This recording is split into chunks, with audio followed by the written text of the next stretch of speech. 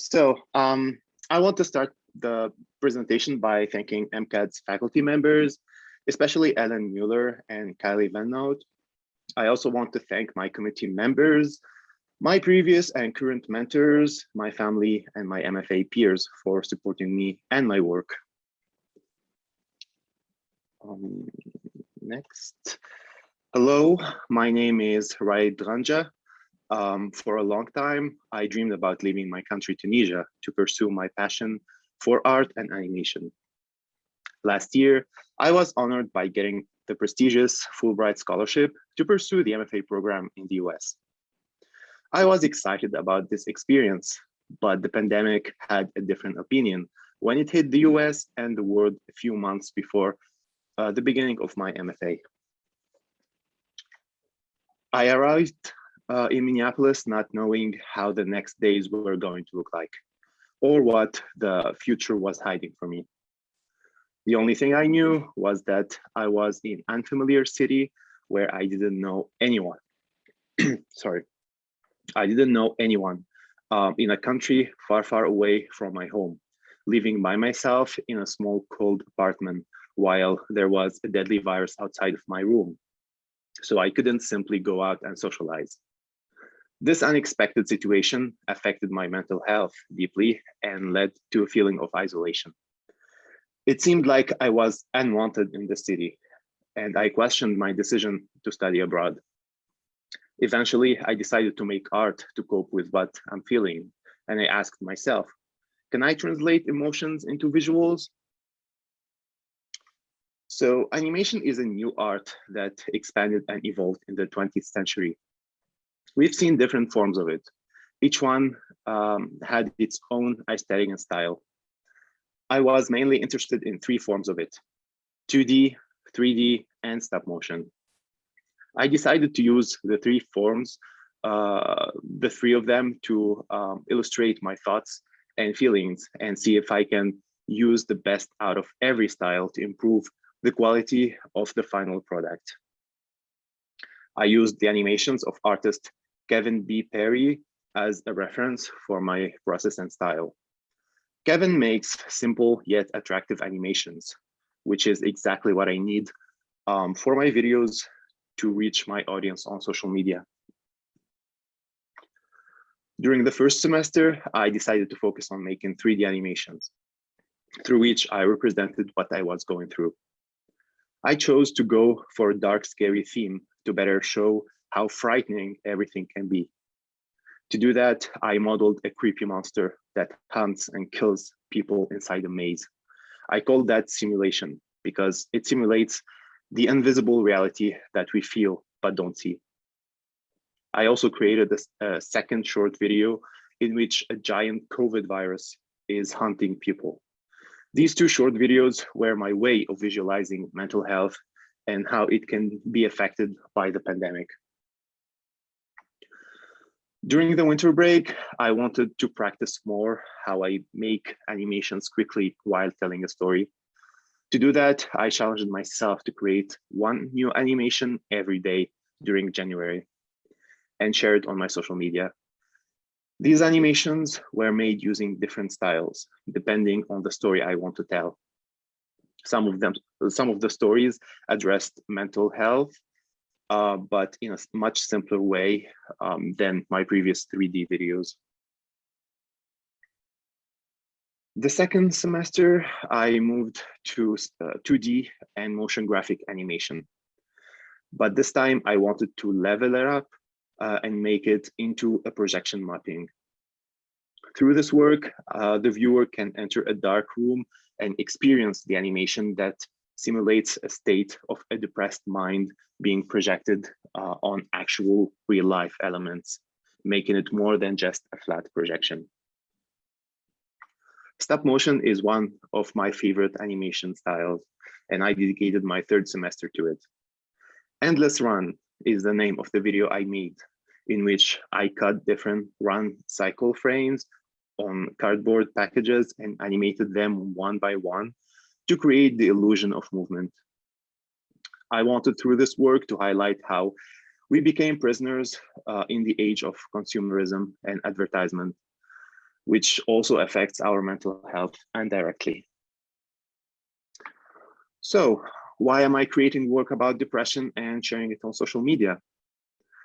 According to a study conducted by the Pew Research Center, 1 in 6 teenagers have experienced at least one of 6 different forms of abusive behavior online. Social media platforms nowadays make teenagers and youth believe that their life is meaningless compared to others. That's because they find themselves exposed to the fake ideal lifestyle that is different than their own, which lowers their self-esteem. By sharing animation about mental health, I try to help teenagers and youth know that they're not alone and that not everything they see online is true. So as a conclusion, I create work about my own experience. Recently, this work has been about mental health and traveling to the US. I strive to make my animations relatable. I do that by taking inspiration from my own life and also from current content creators online. Those animations are shared in an accessible way, making use of social media and other online platforms in order to reach a wide audience. I hope that by continuing to make the kind of work I do and sharing it online, that others can see my work and relate to it. Thank you so much. I'm ready to answer your questions. Excellent. Thank you, Raed. Wonderful. And while people are gathering their thoughts, maybe you want to put a URL, a link in the chat so people can check out your work further. Sure, I'll share my Vimeo and Instagram since I share most of my work there. Wonderful. All right. And if anybody has any questions for Raed, feel free to type those up and put them in the chat and we will ask those. I have a question for you, Raed.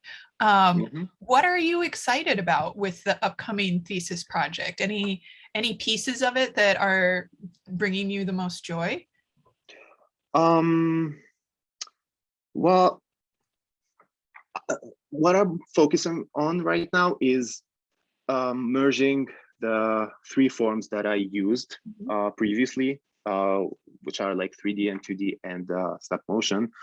I want to merge all of them into one piece that illustrates all of the themes that I was working on, including mental health, of course, but also I want to include culture.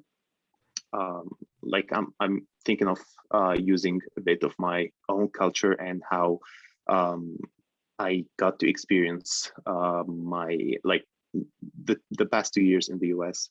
So yeah, I'm thinking of including all of these together into one amazing piece. Excellent. So all equally joyful. Okay. Yeah. Thanks, Raed. And I see now we've got some questions here. So first, we have a question from Yin. You did a great job. You tried various types of animation, 2D, 3D, stop motion. Now, do you have any preference? And would you like to try a mix afterwards? Which I think you sort of addressed, but maybe you want to say more? Yeah, so I'll start by, as I mentioned previously, I'm seriously thinking of mixing the 3 of them into something. Right now, my favorite is stop motion because like experiencing the animation in like with actual objects in real life that you can actually like play with and touch and model and like move is like has a specific amazing feeling compared to other forms of digital animation. So that one is my favorite so far, but I like all of them, obviously. Thanks, Raed. Okay, our next question is from Kate. Kate says, I love the sense of humor and play in much of your work. How do you think this element of play, how do you think about this element of play when also addressing heavy themes? Yeah, that's a good question. For those who are not familiar with my work, well, I didn't mention this in my presentation, but I use a lot of humor and dark humor in my animations as well. And I do that because sometimes it's not good to be too serious about telling a story, because especially nowadays in the age of internet, the way to attract youth and teenagers is through, like the culture of memes and funny stuff online. So by including some funny elements in my animations, I attract their attention, and then I can deliver a message through that. Wonderful. All right, next question is from Dan. Dan says, Raed, I'm so impressed by how you constantly push yourself to learn new processes. Can you talk about your motivation to keep taking risks? Yeah, thank you, Dan. That's a good question, because I don't know exactly what's the motivation, but what I know is that I got the chance to to have this, to be a part of this MFA program right now. So I know this is honestly a lifetime experience, and I need to take the most out of it. That's what pushed me to try something new, and to probably push myself to do what I never thought of doing before. Wonderful. And then next we've got Shoshana asks, since you touched on social media, have you thought about incorporating interactivity into your work? I thought about that. Honestly, right now I'm still experiencing some stuff, so I'm still not sure about how like I want to take things from now. But I'm definitely considering some stuff. I have some thoughts that I'll probably do in the future. So yeah, I'll probably let you know in the future. Keep us posted. All right. Yeah. Jeannie says, hi, Raed, good presentation. I'm curious if your projects are more guided by process or concept. Good question. I do both, actually, depending on the project. So for example, if it's a long animation, like the 3D animations that I made, or like the stop motion animations that I'm working on this semester, it's more about the concept, because I need to learn, I think about a theme and concept, and then I think of how I'm gonna create that. So the process comes second. While, for example, when I was working on shorter animations, I was thinking more about learning something new in a day. So my main focus was how to create that in the fastest process as possible. So yeah, it depends on the project, but I try to focus on both. Excellent. All right, we've got a question from Kaylee here. Your presentation was wonderful. Thank you for sharing with all of us. Can you elaborate more on your creative process as you enter an animation project? So what does that look like?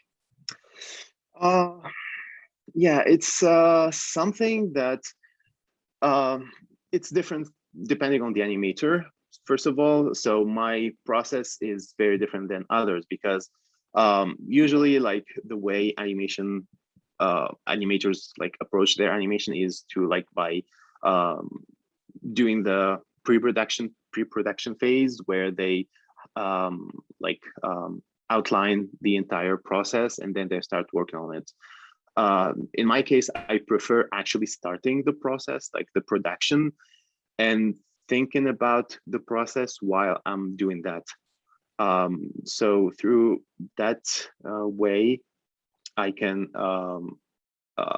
I can make it more flexible, so I don't just limit myself to the outline that I thought of in the beginning.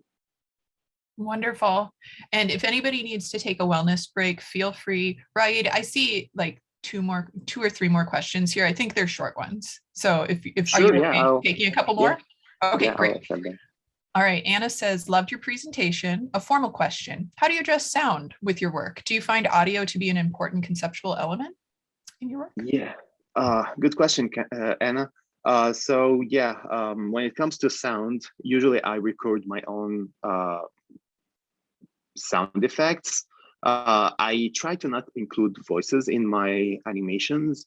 Like I don't have characters that speak or say like sentences.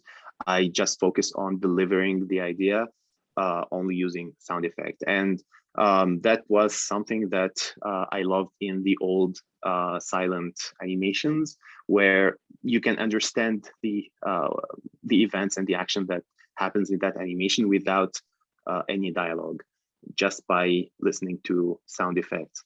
So I record my own sound effects most of the time, but in case there's like a specific sound effect that I'm unable to create, I will try to look for it online. But I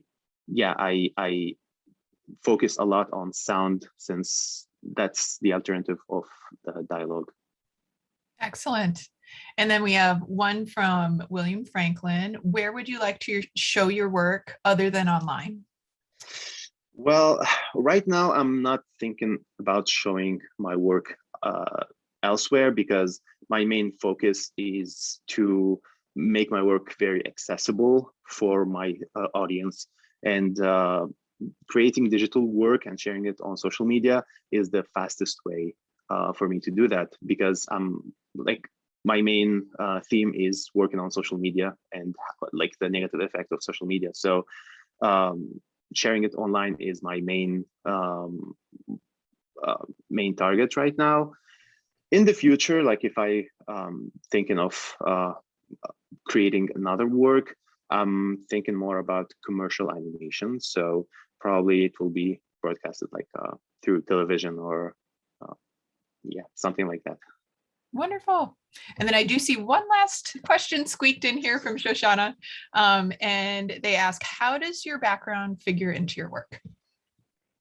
Shoshana, can you elaborate background exactly? What, like, do you mean like cultural background or? Good question. Yeah, it could mean many things. Yes. Oh, okay. So yeah, I try to include some of cultural background in my animation, but I don't focus on it a lot because well, right now the world is connected. So when I create animation, I would like to make it relatable to people from all over the world. So a person from China or Russia or like France or Brazil can watch it and still understand what I mean, even though I created based on my own experience. So the cultural background that I include usually just about like text. So if I include text, I tend to use my main language, Arabic, or sometimes I include references from my culture, but I try to make it still relatable and accessible by anyone in the world, hopefully. Thank you so much, Raed. We really appreciate it. Let's all give Raed a round of applause. Yay! Thank you, everyone. Wonderful.